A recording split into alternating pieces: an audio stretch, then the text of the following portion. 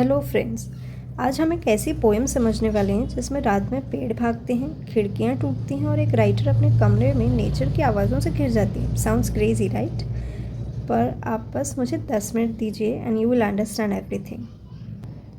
Welcome back to class crack, जहां English का toughest concept भी हो जाता है क्रिस्टल क्लियर।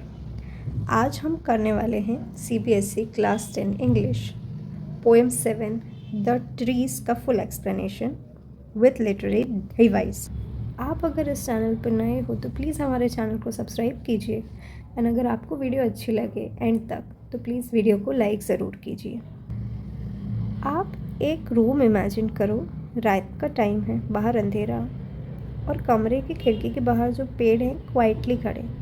पोएट कह रही है कि पेड़ घरों के अंदर नहीं रहते, उन्हें अपना एक वर्ल्ड चाहिए, open sky, fresh air, sunshine. पर पोएम में ऐसे दिखाया है कि जैसे पेड़ जिंदा हों। ऐसा क्यों है? क्योंकि ये poem is a form of symbolism. जो पोएम है वो नेचर का रिवॉल्ट दिखा रही है। जब आप किसी भी चीज़ को रोकोगे तो वो एक न एक दिन बाहर जाके अपनी जगह बना ही लेती है, चाहे फिर वो पेड़ हो या इंसान। हमारी जो पोएम है वो एड्रियन रिच ने लिखी है। एड्रियन रिच अपने ज़माने के एक बहुत ही रिनाउंड फेमिनिस्ट हैं और इस पोएम में फीमेल्स को जो दबा के रखा जाता है उसके बारे में बात की गई है। This poem is about the women empowerment. तो यहाँ हमें पेड़ों को फीमेल से रिप्लेस करना है। यहाँ पर पेड़ और इंसान का कंपैरिजन जो है वो महिलाओं के साथ किया गया है।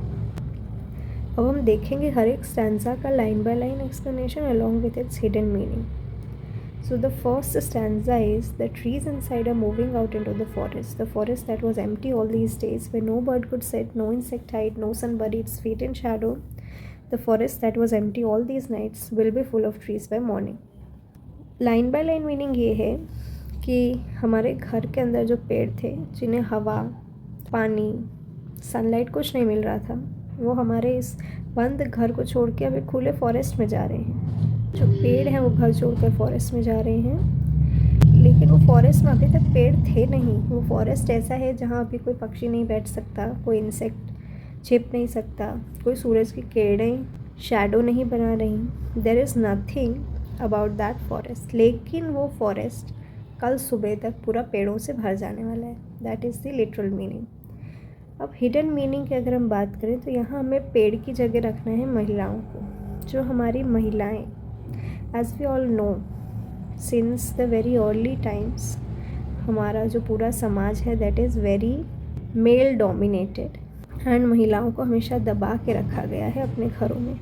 लेकिन अब जो महिलाएं 21st सेंचुरी की जो विमेन है, they are now getting educated। अब वो पढ़ लिख रही हैं और अब वो इन घरों के बंधन से, इस समाज के बंधन से, घर के कामकाज के बंधन से छूटकर बाहर जाना चाहती हैं। इसमें फॉरेस्ट का मतलब है बाहर की दुनिया, बाहर का समाज, बाहर की अपॉर्चुनिटीज़। तो जो पेड़ हैं यानी महिलाएं, वो घर को छोड़कर समाज में जाना चाहती हैं। ऐसे समाज में जहां अभी तक कोई महिलाएं हैं ही नहीं, लेकिन कल सुबह तक वो पूरा समाज महिलाओं से भर जाएगा और वो भी अपने लिए एक नई जगह बनाएंगी। Now the next stanza. All night the roots work to disengage themselves from the cracks in the veranda floor. The leaves strain towards the glass, small twigs stiff with exertion, long cramped boughs shuffling under the roof like newly discharged patients, half dazed, moving to the clinic doors. Line by line meaning ये है कि पूरी रात जो हमारे पेड़ के roots हैं वो काम करते हैं अपने आप को इस जगह से निकालने के लिए, to disengage themselves from the cracks in the veranda floor. The leaves rain towards the glass. जो छोटी छोटी पत्तियां हैं ना, वो ग्लास की तरफ भाग रही हैं। वो अपने आप को जल्दी से जल्दी इस घर से बाहर निकालो, तो उनको जो जगह मिल रही है वहाँ से they are trying to escape. उन्हें छोटी सी खिड़की देखी पूरे घर में, वो उस ओर भाग रही हैं ताकि वहाँ से बाहर निकल पाए। They are shuffling under the roof like newly discharged patients, half days moving to the clinic doors। ये जो हमारे पेड़ हैं वो बेताबी से, जैसे डिस्चार्ज पेशेंट होते हैं ना, जो एक उनमें उत्सुकता होती है बाहर जाकर हॉस्पिटल से बाहर निकल के अपनी लाइफ जीने की, वैसे ही ये पेड़ रूफ़ के अंदर बेताब हो रहे हैं इस घर से बाहर निकल के एक अपनी अलग दुनिया में जीने के लिए।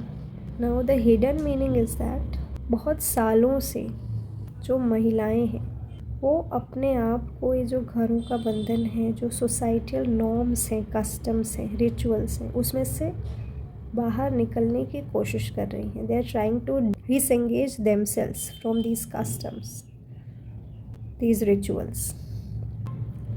The leaves rain towards the glass. इसका मीनिंग ये है कि जो छोटी बच्चियां हैं वो भी अब कोई अपॉर्चुनिटी अपने हाथ से जाने नहीं दे रही। आज के समाज में जो लड़कियां हैं वो पढ़ लिख रही हैं, आगे बढ़ना चाहती हैं, they are gaining education, they are not losing any opportunity to grow out. छोटी से छोटी चीज़ मिलने से भी वो अपना डेवलपमेंट करना चाहती हैं। And the women in this generation are eager for all the opportunities out in the world. Now the next stanza. I sit inside, doors open to the veranda, writing long letters, in which I scarcely mention the departure of the forest from the house. The night is fresh. The whole moon shines in a sky still open. The smell of leaves and lichen still reaches like a voice into the rooms. इसका literal meaning ये है कि हमारी जो poet हैं वो एक room में बैठी हैं वेरांडा के सामने, जहाँ वो लॉन्ग लेटर्स लिख रही हैं, जिसमें उन्होंने मेंशन किया है कि जो पेड़ हैं वो घर छोड़ के बाहर जा रहे हैं और वो एक बहुत फ्रेश एनवायरनमेंट में, घर में, जहाँ उन्हें धूप नहीं मिल रही थी, उन्हें खाना नहीं मिल रहा था, उन्हें हवा नहीं मिल रही थी, अब वो सब छोड़ के एक खुली आज़ाद दुनिया में जा रहे हैं। Where the night is fresh, the whole moon shines in a sky still open. और उनके रूम में अभी लीव्स और लाइकन की बहुत महकती खुशबू भर गई है। एंड इस मोमेंट पे हमारी पोएट बहुत खुश है। इसका हिडन मीनिंग ये है कि बीइंग अ फीमेल, हमारी पोएट देख रही हैं कि आज के समाज में महिलाएं अब शिक्षित होना चाहती हैं, महिलाएं अब आगे बढ़ रही हैं, महिलाएं अब अपने घरों के बंधन को छोड़कर बाहर की दुनिया में जा रही हैं। और ये देखकर हमारी पोएट बहुत खुश हैं। ये कह रही हैं कि वो महिलाओं का डिपार्चर देख रही हैं from the household works into the external environment. इसमें the night is fresh, the whole moon shines in a sky still open का मतलब ये है कि महिलाएं घर के बंधन में से बाहर की बहुत ही फ्रेश, नई, फुल ऑफ अपॉर्चुनिटीज़ की दुनिया में जा रही हैं, जहाँ वो बहुत एक्सेल करेंगी और हमारे सोसाइटी के होलसम डेवलपमेंट में मदद करेंगी। एंड ये जो पूरा बैकग्राउंड दिखाया गया, इट शोज़ कि हमारी जो पोएट हैं she is very happy with this change. Now the next stanza. My head is full of whispers which tomorrow will be silent. Listen, the glass is breaking. The trees are stumbling forward into the night. Winds rush to meet them. The moon is broken like a mirror. Its pieces flash now in the crown of the tallest oak. Little meaning ये है कि जो उनके मन में बहुत सारे विचार आ रहे हैं जो कल शांत हो जाएंगे. My head is full of whispers which tomorrow will be silent. जो कांच है खिड़कियों के वो टूट रहे हैं. हमारे पेड़ घर को छोड़कर खुले आसमान में बाहर जा चुके हैं. The trees are stumbling forward into the night.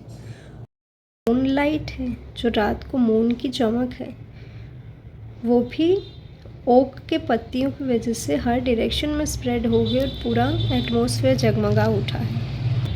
ये था लिटरल मीनिंग. इसका जो हिडन डीप मीनिंग ये है कि हमारी पोएट सोच रही हैं कि जब कोई भी एक रिग्रेसिव समाज में, एक ऐसे समाज जो महिलाओं को बढ़ने नहीं देता है, जब कोई महिला घर से बाहर जाती है, दो अच्छा काम करती हैं तो चार लोग बातें करते हैं. The people whisper about others. लेकिन वो जानती हैं कि आज भले में छोटी कोई लड़की मेहनत करे, कोई समाज उसको कितना ताना मारे, वो जो आवाज़ें हैं वो लड़की के सक्सेसफुल हो जाने के बाद बंद हो जाएंगी.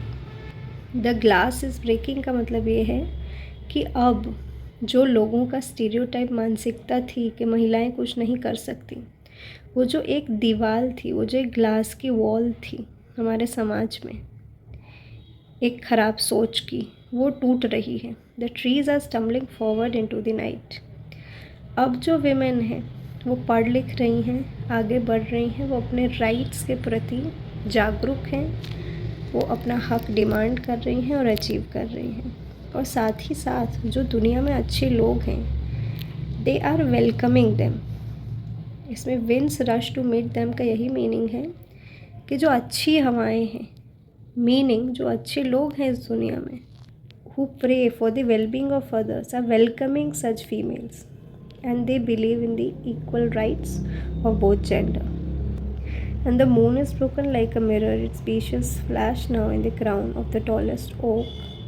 इसका मीनिंग ये है कि अब जो हमारे समाज जो था, जो सिर्फ और सिर्फ मेल से भरा हुआ था, वो अब टूट चुका है। अब उसमें हर एक इंसान को इक्वल ओहदा, इक्वल राइट मिल रहा है, इक्वल अपॉर्चुनिटीज़ मिल रही हैं और सब मिलजुल कर एक सुखी जीवन जीने वाले हैं।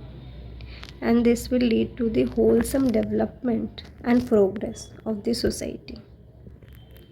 देखो बच्चों, इसका लास्ट फाइनल हमें मैसेज क्या लेना है इस पोएम से कि आप नेचर को चाहे कितना भी केज करो, किसी भी व्यक्ति को, एक न एक दिन वो अपनी फ्रीडम ले ही लेता है। जो भी आपको रोकता है, टोकता है, लेकिन आप एक न एक दिन कोशिश करके इस दुनिया में अपनी जगह बना ही लेते हो। इसलिए हमें अपनी कोशिश करना बिल्कुल नहीं छोड़ना है। चाहे वो स्पेशली गर्ल्स को, चाहे आपको कोई बाहर जाने से, पढ़ने लिखने से, जीवन में आगे बढ़ने से कितना भी रोके, आपको रुकना नहीं है। आपको समाज में एक अपनी जगह बनानी है और वो अचीव करने से आपको कोई नहीं रोक सकता। आपको बस खुद पे अपना भरोसा रखना है। This is the most important message from this poem. और अगर आपको एक्सप्लेनेशन अच्छा लगा हो तो प्लीज़ इस वीडियो को लाइक कर दीजिए और हमारे चैनल को सब्सक्राइब कर दीजिए। Now we will talk about the literary devices in this poem. First is antithesis. When two opposite ideas are balanced in the same sentence, the trees inside are moving into the forest.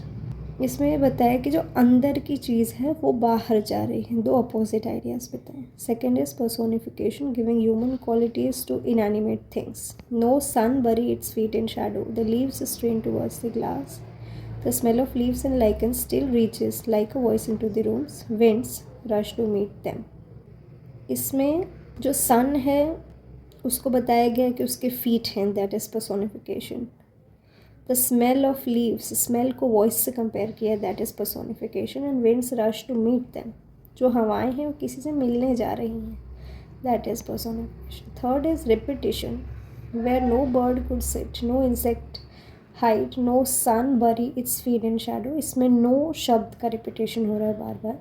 Fourth is alliteration, repetition of consonant, जैसे small twigs stiff with exertion में S repeat हो रहा है। Writing long letters में L repeat हो रहा है। The smell of leaves and lichens में भी एल रिपीट हो रहा है। Fifth, simile, to show similarity between two things by using the word like newly discharge patients half dazed moving to the clinic doors and the moon is broken like a mirror.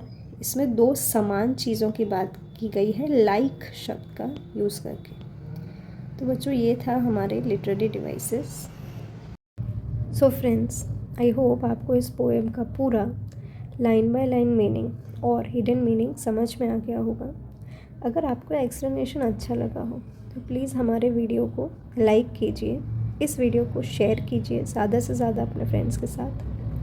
हमारे channel को subscribe कीजिए ऐसे और नए videos के लिए, और bell icon को ज़रूर दबाएं ताकि नए वीडियो का नोटिफिकेशन आपको सबसे पहले मिले। और हमें कमेंट करके ज़रूर बताएं आपको अगली वीडियो कौन से टॉपिक पे चाहिए। Thank you for watching this video.